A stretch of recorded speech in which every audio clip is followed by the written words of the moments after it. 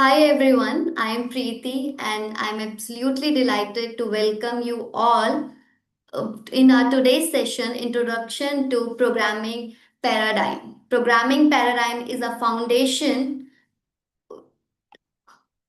So just allow me a minute. I think there is some issue.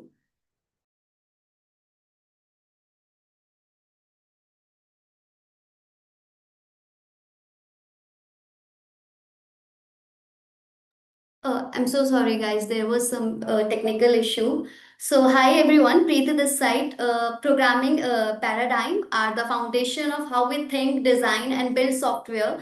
They shape everything from code structure to scalability, performance, and long-term maintainability. Today's session is about unlocking the mindset and seeing programming from a broader, more powerful perspective. We are honored to have an exceptional speaker with us today, Mr. Yogesh Kumar, who is a senior staff engineer. With 9 years of hands on experience, Yogesh has built and scaled high performance backend systems that stand the test of real world complexity. His expertise in Python, Django, and Fast API is matched by a deep understanding of scalable system design, clean API development, and automation practice that drive in engineering excellence. Beyond traditional backend development, Yogesh is deeply involved in building next generation AI agents using AWS Bedrock and Stance agents. His work focuses on architecting intelligent, reliable system and embedding AI-driven automation into complex workflows, bringing theory and practical together in a way that truly deliver impact.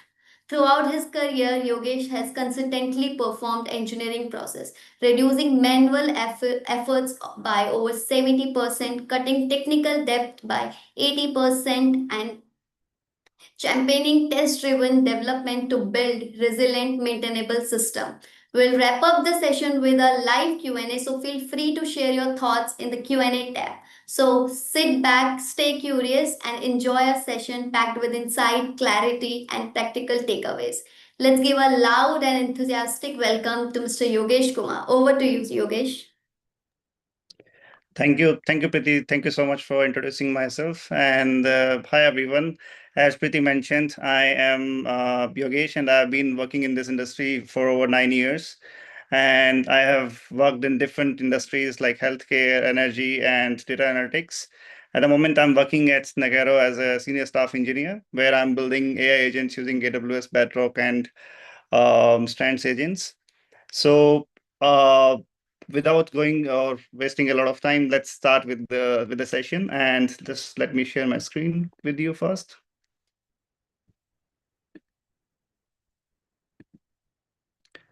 So what we're gonna do is we will start with some theoretical knowledge before we delve into the examples of how we can implement different sort of programming paradigms.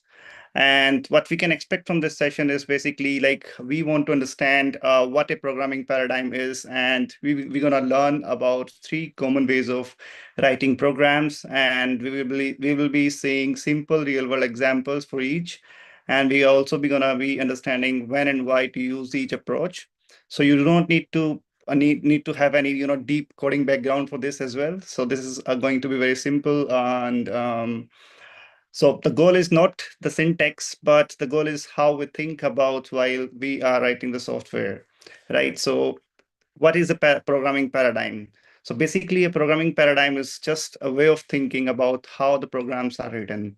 So it just answers questions like how do we structure our code, how do we handle our data, and how do we deal with the change.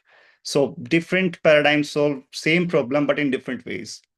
So the main three programming approaches that we will be covering today is the procedural programming, the object-oriented programming, and the functional programming. So all the modern programming languages that are available today support more than one of these, right? So the procedural, we'll start with the first with the procedural programming. And what does a procedural programming means is that it means that we need to follow some steps. We work in steps. Let's take a real world analogy where you need to we are thinking of following a cooking recipe, And the recipe says that we need to first chop vegetables, then heat the pan, then add oil, cook vegetables, and then serve food. So you simply follow the steps one after the another, and you don't care who does it, and you only care about that the steps that happens in the order, right? And how this basically the simple example maps to the programming. So the recipe is something which is functions, and the ingredients is variables, and the steps is basically the function calls. So the program runs from top to bottom. And if we go about by one simple code example, let's take an example of an account balance, which is defined as, if you've seen this example, balance equals to zero. And then we have function defined as deposit, which will be adding some amount to the balance. Then we have a function defined as withdraw that will withdraw some amount from the balance. And what we are doing in these three statements here is that first we are going to deposit 100 rupees in the account, then we will be withdrawing 30. So this is all happening in steps, right? So what is main thinking about behind this is that we have a global shared variable which is called balance. So any function can update the balance, and any line can change the balance as well. So the order of the steps, which is something which is really matters. So if you want to withdraw earlier before depositing anything, it will give you some sort of error. So it will give you a negative amount. It will affect the result, the end result. That's why the order matters in this procedural programming paradigm. So it is easy to understand and easy to write, but of course, since this is something which is having a global variable called balance, it has some limitations as well along with this. So what this limitation is that if many steps or many people are involved, it becomes really hard to track who changed what and when. So basically, procedural programming is something which is like works best when we have small programs, and when we have scripts and automation, and when we have simple tasks with clear steps. So this is what is procedural programming is. And moving ahead, we will be discussing object-oriented programming, like things that we know what to do, or like, for example, we're going to take a real world analogy again in this case. Now imagine a kitchen which is organized like this. Like we have a chef that knows how to cook. We have an oven that knows how to bake, and we have a recipe that knows its ingredients, right? So instead of giving step-by-step instructions, you say, chef, cook this dish. And each thing knows its responsibility. And that's how it works. How we can map this into real-world programming is that a chef or an oven or a recipe is called as objects. And what they can do is called as methods or functions. And what they own is like data inside that object. What is the data inside of that object? So data is not shared freely, and each object manages itself. So basically, now every object has its own state, and it can be, only and only be modified by itself, by not any other objects. So that's how it is. It works in object-oriented programming. And we'll also go ahead with the simple example of it. Like we have a class defined as bank account, and we have initialized its balance as 0 initially. And then we have two functions, deposit and withdraw. So now when we create an object of class bank account, and first we deposit 100 rupees and then we withdraw 30. And then if we print the account balance, so it would be like 70. Okay, so what's happening here is that the main benefit of this is there's no global variable. So the every account owns its own balance. So you can create another object out of it. It will be having a different balance, right? We'll go ahead with the example. We'll run it once we are done with the theoretical example of it. So you don't need to worry about how these things are being done. You just ask like, hey, we want to do this, and it will be done. So this keeps the things organized, and it works best when we have large applications like systems that grow over time, or there are many people or teams that are working together. And if we talk about some real world examples of concepts like users, orders, or payments, but of course, every every single programming paradigm has its own benefits and limitations as well. So in this case as well, if we have like if we create too many rules and objects, the system can become unnecessarily complex. So it is not something which you can go ahead and start writing object oriented programming paradigm right from the scratch. But first you have to understand what sort of problem we are trying to solve here, right?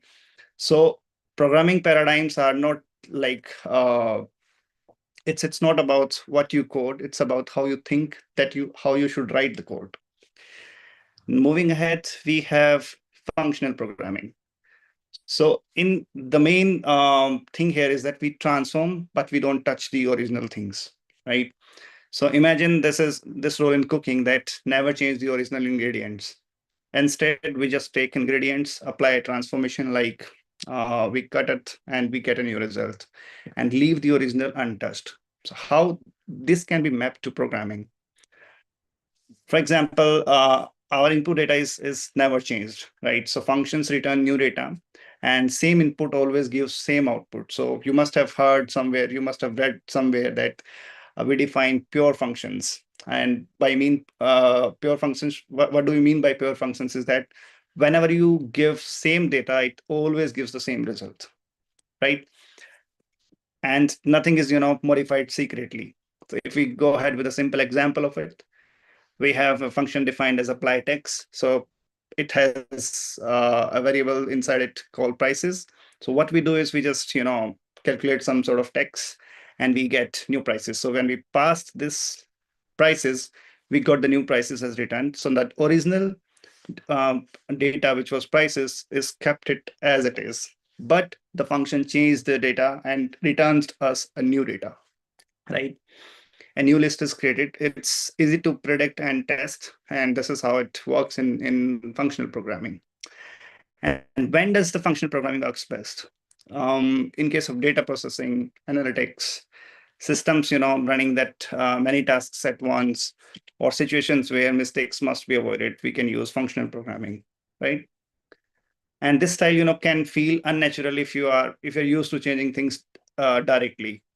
For example, in if you are writing some sort of code and in between you update the if we take an example of the very first approach that we have looked into, the procedural approach, and you have defined a global variable balance, and if you decide to change the value of that balance in some function, then it can become a really problematic for us to understand or how things are working in this programming paradigm.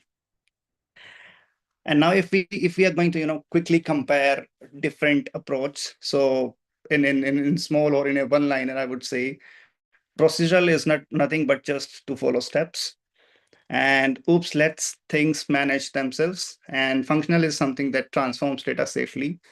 All three can solve the same problem. There's no best paradigm, and good programmers don't just pick one style forever. They choose the right approach for the problem.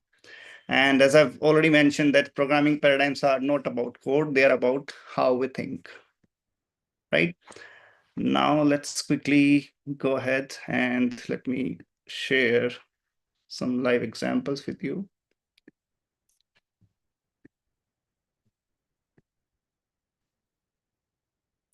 All right. So first we're gonna run the procedural example. In this, as you might have seen that we have defined a balance variable, which is a global variable. And we have two functions defined as deposit and withdraw. And what we are doing here is we are just, doing step by step or following step by step. And we're going to run it and we're going to see how things are working in this case. So if you see, we deposited 100 into the account and then we have withdrawn 30. So now balance is 70. Now, what's the problem here is that if we go ahead and, you know, change the variable balance and make it to somewhere like 400, what will happen now? What do you think? If we're gonna run it, the balance will be 400 because it has been updated, and we had a global state here, right? So functions, they are not modifying the balance. They return it. So what's happening is what we are doing is we are working with a global state, and there's one shared balance, and every function can change it, and order of function calls here really matters a lot. It's very easy to understand, and it's very easy to write as well. And as I've told you that the limitation is, if we have updated the balance here in between, then we have the balance updated balance is 400, but not the one that we are working with. So that's the limitation of it. Moving ahead with the OOPS example, the object-oriented programming. In this one, as you can see that we have defined a bank account class, as I've told you earlier, that we have initialized balance, and we can also say that, hey, this is the owner of the account when we initialize it. So in this line of code, what I have done is I have defined the bank account, and I have passed the value of owner as Alice. And if you see, when I initialize the object of bank account class, we have like account as, and we are depositing 100 first, and then we are withdrawing 30. So if we are going to run this, let's do this. So what we have is Alice deposited 100, the balance is 100, and now Alice withdrawed 30, the balance is 70. Now if we are going to create another object of this, and if we go like this,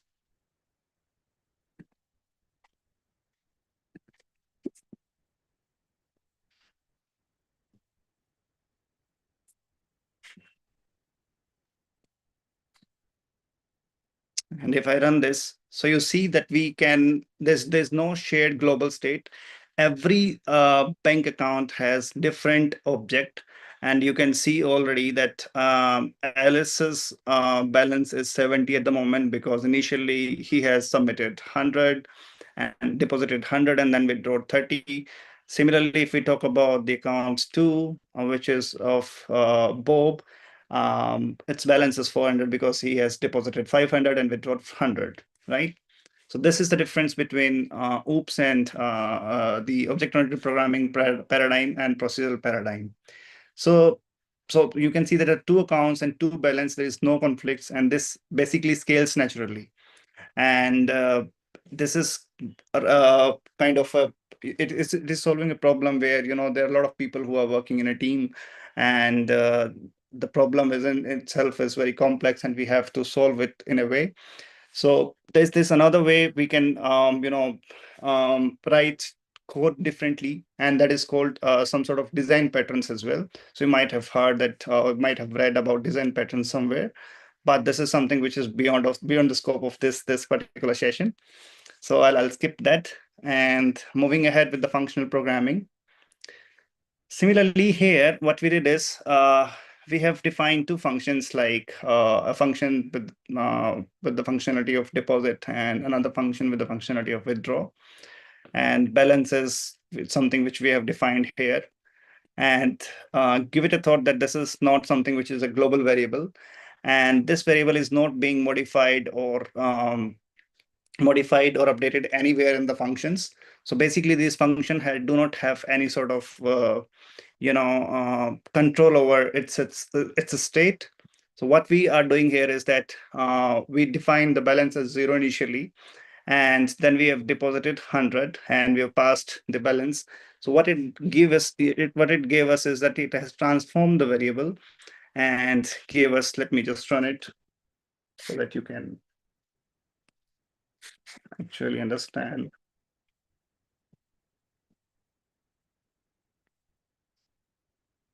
Yeah. So you see that we have initially deposited 100, and then we have withdrawn 30, and the final balance is now 70. So basically, this balance is not a global variable at the moment, and it does not have a shared state, and functions are not updating it at the moment, right? So how what is it working is that functions, as I've already mentioned, that functions do not modify balance, they just return a new value. And it is easier to predict what the output of this function would be, and there are no hidden changes or secret changes. Now, you know, if you see there here, the original value, the balance is untouched. If I let's make it like this. New balance 1.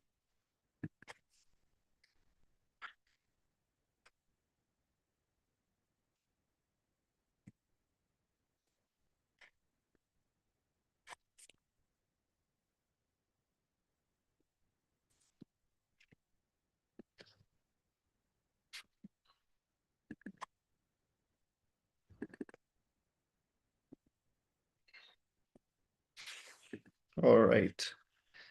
So if you see the final balance, just let me new balance 1.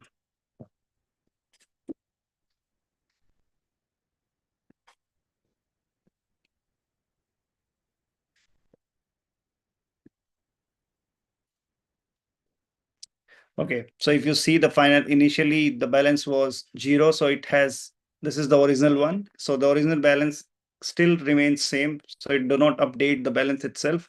But if you compare it with the example where we had in the procedural paradigm, we had it has a globally shared state where we were updating the balance in itself. So this is the difference between functional and procedural paradigms, right? I hope you understood it. And as I've already mentioned, all three programs work, but the difference is how safely and cleanly they handle the change. Do you have any questions so far? Or maybe this is the right time to ask any questions that you have.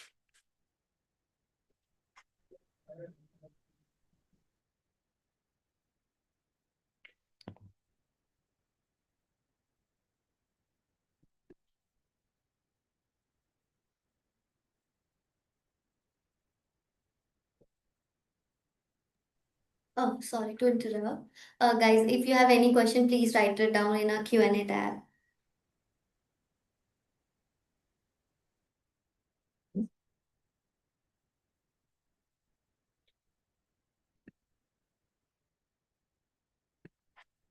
Yogesh, can we share it with the audience? They are asking for it, like if they want to practice. Yes, yes, you can practice on your own if you want. I can share this with you, these three examples, and I can share you the link to or the documentation that I have been sharing with you guys. And in any case, like if you have any questions at this moment, you can ask. If you have any questions in future as well, you can connect with me over LinkedIn, or I can also share my personal TopMate link as well, where you can book a session anytime for free of cost. And I'm available to speak if you have any further questions as well.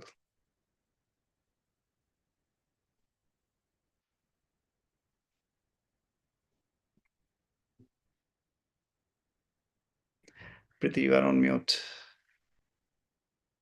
Right now, too, like there are no questions. So Mhm. let's like we'll take the questions in the end. Okay, all right. I think as far as sharing different types of programming paradigms are concerned, I am done with the content that I have prepared for this one.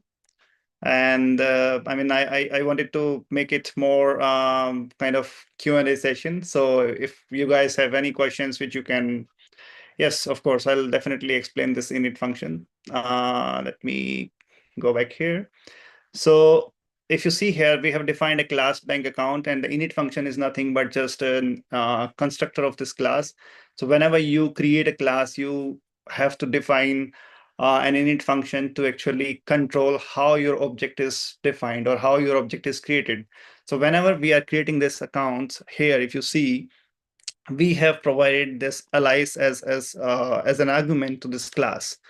And this is basically directly going into the init function, and the init function is as I mentioned, it's just a constructor of this class, and that controls how we create the object of the class. I hope I was able to answer your question, Sumit.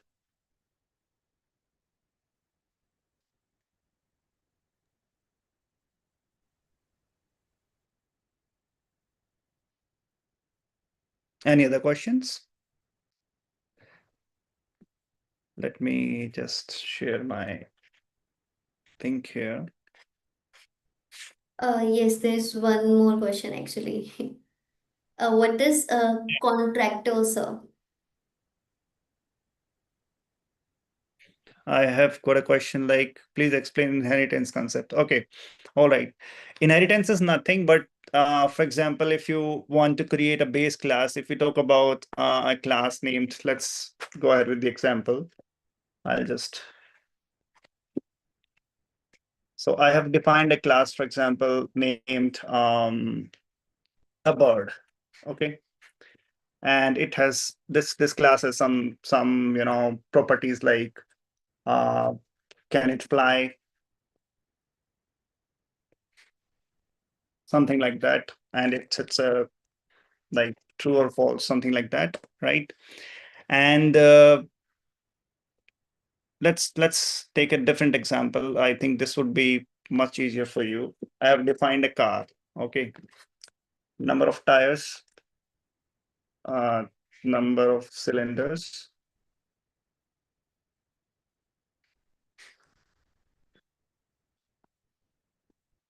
For example, it has 4 cylinders. So a car is basically a base class. This class is a base class where you have defined like common characteristics.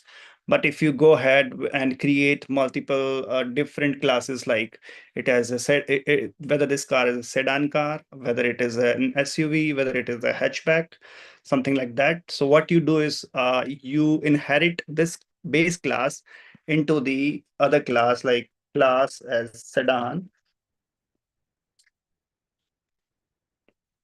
and you inherit car in it. So basically, all the properties that our base class car had, all those properties are now available inside our sedan class. And now you can add different additional features which are just basically or specifically for the class sedan, right? So this is how inheritance works. And this is how you inherit one class into the another one.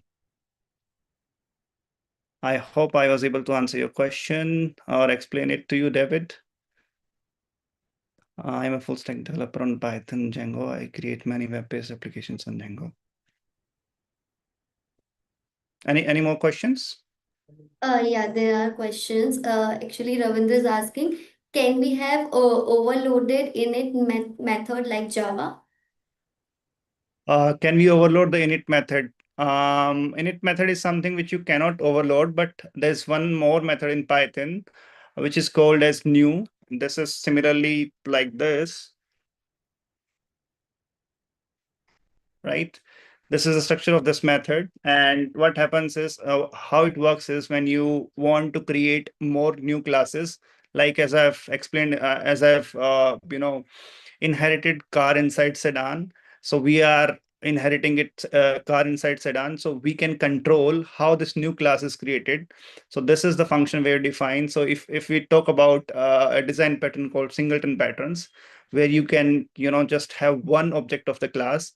So if we talk about if we create an database connection, so this is something which can be created at just one place in whole of your project. So you should not have multiple database connection objects, right? So you should have a control over how we can create new objects. So this is where you can do it inside new function. That's how it works in Python.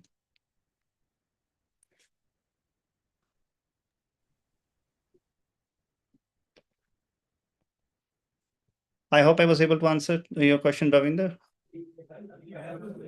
Thank you. Actually, we have one more question. Yeah. Jay is asking on our live that why we are using return. Can you please explain? Why we are using return? Where? Uh, that he's not like he didn't mention it. Uh, I mean, return is something which is like whenever you write a function and you want it to give you some sort of an output, then you use return keyword, and this is how it works in Python. And it's very simple that if you see in this example, it is just taking two different variables and adding them and then returning the result to where it is being called. So if you see here, we have called this function here, and we have passed on the balance, the first variable and amount, the second variable, and now it has returned as a result of balance plus amount into a new balance one variable. That's how it works. Okay, thank you. Uh, We have actually we have four more questions. Yeah, please, please, no worries. Okay, You can ask. okay. So Alok is asking, what is a constructor and distractor? So constructor is something which is used to, so if you see here, as I'm already explained, the init method, constructor is where you define or where you define how your object is being created. But in case of Python, there's no concept of destructors. But I guess this is something which is in Java, that you have constructors as well as destructors. How you destroy your object once its work is done. Yeah. Okay, thank you. Another question, can we create an object without init method? In Python, it is not possible to create an object without an init method. You define it, and I mean, if you do not define an init method in a class, it means that it do not you cannot instantiate an object while you are creating a class or an object. Okay, thank you. Another question, Loga Lakshmi is asking, can you please explain all the paradigm in Java code, sir? I'm so sorry. I'm not a Java developer, but of course, all these three programming paradigms are something which is available in different languages as well. Of course, the syntax would be a bit different, but the concept behind all these three would be same. So you in if we talk about procedural programming in Java as well, you how your program will run is it's top to bottom. So you go step by step. This is just a basic concept. It's not about how we can do differently things in different languages, but it's all about syntax. If we compare it with Java or any other different programming language. Okay, thank you. Sumit is asking how to create instant method in Python. Instant method. I don't get your question. What is an instant method? Okay, till then, let's take another question. Yeah. Shanky is asking, what is the use of meta classes in Python and what does it benefits? Yeah. So basically, if we talk about meta classes, every class has a meta class where you can define some certain meta properties, like how we let me give you an example of it, if it is possible to. Just give me a moment. Let me fetch something for you.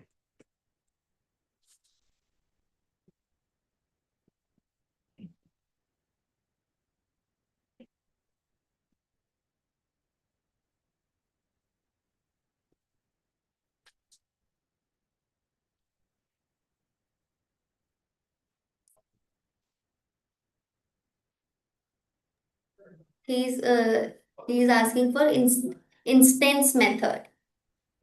Instance methods. Yes. Instance methods are like these are methods which are part of this class, and they are called as instance methods because they can be accessible by our object. But if we define a class method, and if we want to convert, for example, this method as a class method, what we need to do is we just need to you know decorate it with the class method, and now this can be called directly using our class.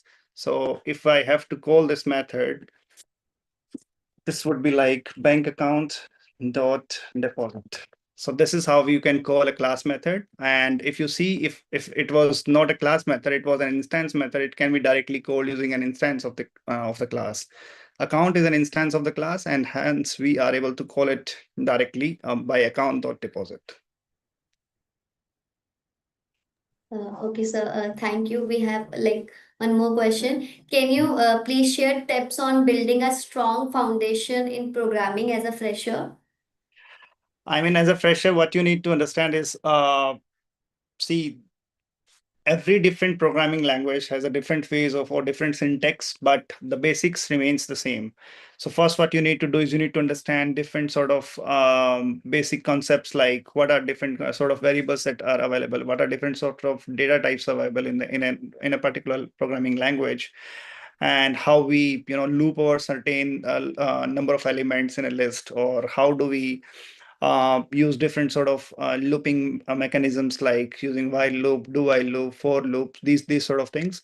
And once you get used to it, start practicing those over different available online platforms. Like you can go over with HackerRank, you can go over with HackerEarth, or there are a lot of different available competitive programming websites as well these days, right? So first you need to clear your basics. How you need to understand how things works in different programming language. You need not to understand, or you need not to work with different programming language. You just choose one, whichever is, you know, whichever you think is simpler for you. So in my case, when I started, when I started studying back in 2012, um, we used to be learning like C and C++, but this is something which I've never used in my professional work. I started with Python back in 2016, and since then I've been working with Python. So I guess, in my opinion, it doesn't matter which programming language that you choose, but what matters is that basically master the basic concepts of each language, whichever you work with. Oh, thank you. Aman is writing, shouldn't the constructor name be same as a class name? No, it's not how it works in Python. The constructor name is always gonna be init. That's how you define it in Python. Okay, thank you. Last question we have. So please explain once more new function. Yes, of course. So new function is something which is used to control how any new object of your class is being created, right? So as I've mentioned, that if we have to, for example, if we have to use a singleton design pattern, and by singleton design pattern, I mean is that every class, or whatever classes that you have defined in your program, they can only have just one object. If you want to control, if you want to have control over it, right, then this is something which you use, the new class, the new method. I hope I was able to answer your question. Okay, yes. Thank you. Aman is asking, is it necessary to use underscore in constructor name? These are basically these methods are called dinder methods in Python, and this is how they are being defined. So this is by default, as provided by the language itself. So even if you hover over it, you can see that it's like oops, this is the file name that I'm accessing, and the bank account is the class name, and then underscore underscore init method. So this is standard way of working in Python. You cannot, create a constructor with a different name. It's always gonna be an init method.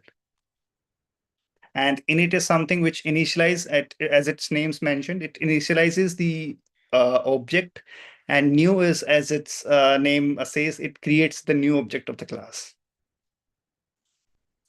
Okay, so thank you. Shivam is asking, sir, can you give example for a new function? Yes, let me fetch something for you. Let's have here. I have a class, for example, demo, right? And I will define an init, a new method here, right? And I will say, for example, print.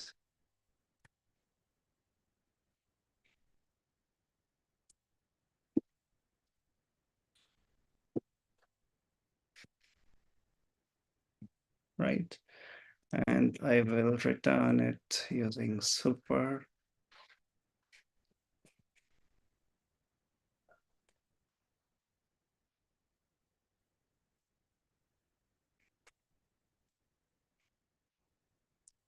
I will define init.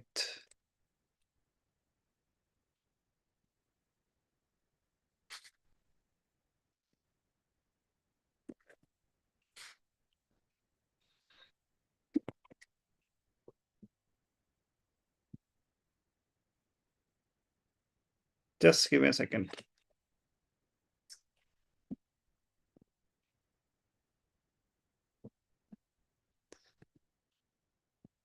All right. So if I just call here, I'll just comment out the code which is above it. And if I create an object of it here, right? And if I run this, you see that at the very first, since we have created an object of the class demo, what it did is it called the new method. So whenever we created a new object, the new method is called. And once the new object is created, then the initialize method was called, right? If I go ahead and send it something like, for example, an owner, and I pass it Yogesh, and if I run it now, self.owner is owner. So basically what I did here is I have initialized this object with its property as owner, with the owner which is being passed in the constructor method itself, right? And if I run it again, you see that new is called. And if I print here, d dot owner, right? D is the object of this class demo, and owner is the property of this particular object. So if I print this, it should print Yogesh. So if you see here, it has printed Yogesh. So this is how it works. New method is something which is used to create or which is used when we want to have control over how a new object is created. And init is something which is used to initialize the new object itself, like assigning a new values or new properties to the object of that class. So that's how differently init and new functions work.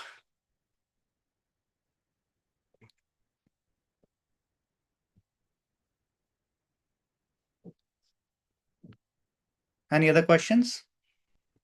Yeah, actually, there are many. So, on LinkedIn Live, Anuradha is asking how we define threading using function paradigm. Threading. So basically, multi-threading and multi-processing is something which in itself is a big concept, and it's very complex one as well to understand.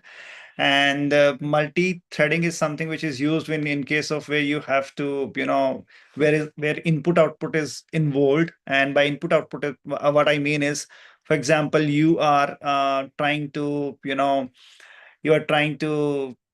scrap data from some website, right? And you are requesting something, you are sending a HTTP request to that particular website and then getting something back in the response.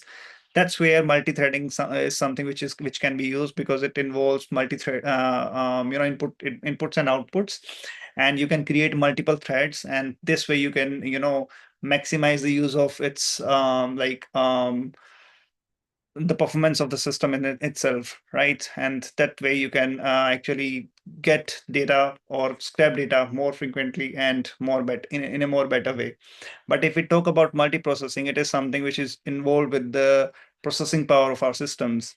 So if you have to, for example, loop over 100 million lines of code, or 100 million lines or 100 million rows of data, then multiprocessing is something which needs to be used, because in that way you create multiple processes to actually loop over that data. And that's the main difference between multi-threading and multiprocessing. It's in its entirety, both works differently, and there are different available concepts or different libraries for Python using which you can implement multi-threading and multiprocessing. Thank you, sir, for the answer. Actually, before moving to another question, we have one session feedback form, and I would love like to ask our audience to guys please fill this form. It will not take more than like 5 seconds. Please fill this. Side by side, I think we can take question, right? I think let's do one thing. I'll take one or two more questions for now. And if anyone wants to connect with me personally, and they can just book a session free of cost, one-on-one, and I'll be able to answer all of those their questions and their queries, and then we can go ahead. And they can also connect with me over LinkedIn as well. Perfect, perfect. So, like, let's take Sumit is asking, can be explained overload and override method in OOPS? This Yeah. So, one, yeah. So basically, Overloading and overriding, both the concepts deal with the methods having the same name, but they solve different problems. So if we talk about method overloading, it's like overloading means same method name, but it behaves differently based on the input arguments. And if we talk about a real world analogy, for example, a remote control, when we press power, TV turns on or off, right? But if we press power plus volume button, there would be different behavior. So same button name, but different input and different results. And in Python, what we do is we define, for example, we have defined one method in one class, and then we want to define the same method with the same name in a different class. That's how we do it with overloading. And overloading is basically useful when we have convenience methods or like optional parameters and simple API design. But if we talk about method overriding, it's simply like a child class can provide its own implementation of a method from the parent class. So one class is defining a method called let's take an example of it here. So here I've defined a method called add, right? And what it is returning is like return.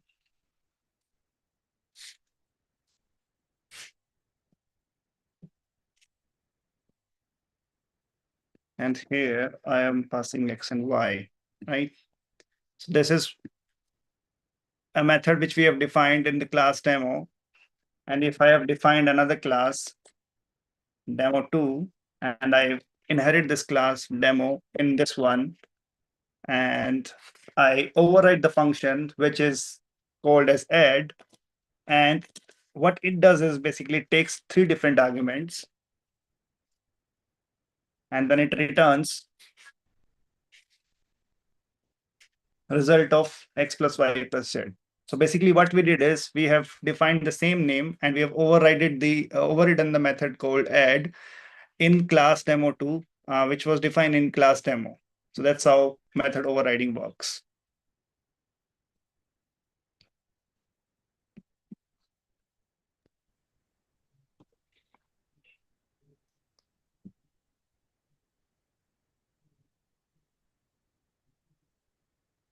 I'm sorry, Harpreet, I'm not sure how can I answer your question because this is something out which is out of my scope as well. I do not know what is the language used in MS Dynamics 365 Business Central. It's an ERP. I've never worked with ERP systems. I'm so sorry about this. Okay, so let's take the last question, which is asked by Swarthi. So please explain about constructor overloaded and constructor chaining. Constructor overloading and constructor chaining. Chaining. I think this is a concept which is specifically defined in either Java or C Sharp. I'm not sure how this works in Python, and I've never worked with this kind of stuff in Python itself. Yeah. Yeah. Let's take one more question. Jayesh is asking. So it is like, is there any method or shortcut to find out the errors in hundreds line of code in Python? Python in itself, if you look at the error given by the program itself, it gives you exact possibility where you might have gone wrong. And whenever an exception is raised, it exactly tells you which specific line of code it is being, this particular exception is being caused by. And the errors are self-explainable in Python. It's really simple, and there's no defined defined way of or a certain function where you can or certain method where you can use or you can understand how this particular error is coming. But yes, of course, if you want to understand, for example, let's take one example of debugging is something. Have you guys ever heard about debugging? What is we mean by debugging? So debugging is something to understand like how a program is behaving, right? So if I have to understand in this particular example, like how debugging works, let me take, if I can take this example. Okay.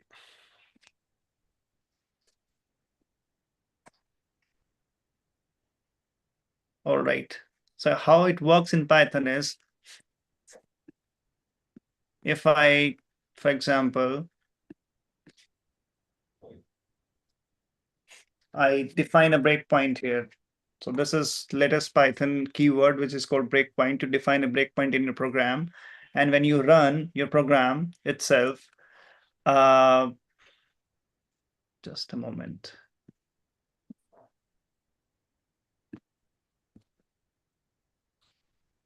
So if you see here, let's take an example of this as well. It says attribute error, none type object has no attribute deposit. So what we did here is account.deposit 100. In here, what we have defined account.deposit. So basically, when I defined class, when I defined new object, I have made this possible that there's only one object that should be created for this particular class, right? And now if I go ahead and run it again, it should work because I have removed the method new, right?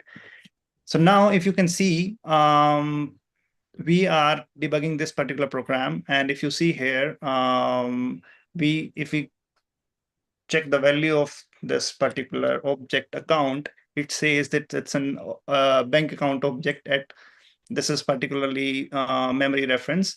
And if I have to understand what different things are available with this particular object, this is a method which you can use like account, and it will tell you exactly what this particular variable holds in itself.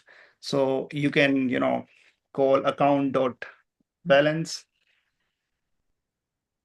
which is 70, it is showing. If I have to check account dot owner, it is allies, right? So these are all the available next methods or next variables which are part of our object account. That's how you can go ahead and look into how our different objects are behaving in different programs. I hope I was able to answer your question. Yes, thank you very much. Thank you. So, like, but before ending the session, like, any piece of advice you would like to share with all the, like, especially with the freshers? Just keep things simple and learn as much as possible. And I would say initial 3 to 4 years in your career are very crucial, where you learn a lot of different stuff. And these days, AI is available, but don't use it as your go-to, thing to actually, whenever you face some problem. What happens is that these days, when we have ChatGPT or any sort of different AI tools which are available in the market, we just ignore the time that we should think about it to solve a problem, right? We spend around 2 to 3 minutes, and then we were like, okay, we are becoming impatient, we want to solve the problem as soon as possible. Avoid doing that. First, trying to solve the problem by yourself. And even if, like, after spending some amount of time, you are not able to find your answer, then first go to Google and search for it over Google, but not AI, right? AI is something which can definitely help you learn or work faster, write faster. But the things that you will understand, you can create an app within using an AI maybe within 2 hours, but you will not understand how things are working inside the code. So first, you need to understand that and work on your basics. Practice as much as possible, and that's something which I can, tell you. You'll definitely go over the line for that. Thank you. Thank you so much, sir, for such an clear and engaging session. We truly appreciate you taking the time to share your expertise and some real world knowledge with us. And it was an absolute pleasure to having you. And also a big shout out to everyone who have joined us today. We hope like you enjoyed the session and took away some valuable insights to apply in your own journey. If you'd like to revisit the session or share it with your peers, recordings are also available on our LinkedIn page and YouTube channel. So until next time, stay curious, keep exploring, and never stop learning. Wishing you all a wonderful and happy weekend also. See you soon. Thank you very much, sir, once again. Sharing my link to my personal top mates, so you can just connect with me over there, and you can book any one-on-one calls with me. I've shared it with you guys in this chat. So Preeti, you can share it with others, right? Yes, I yes, hope it works. definitely. Yeah, Definitely. You guys, else you guys can connect with us directly also. I will share the link. yeah. Yeah. Okay.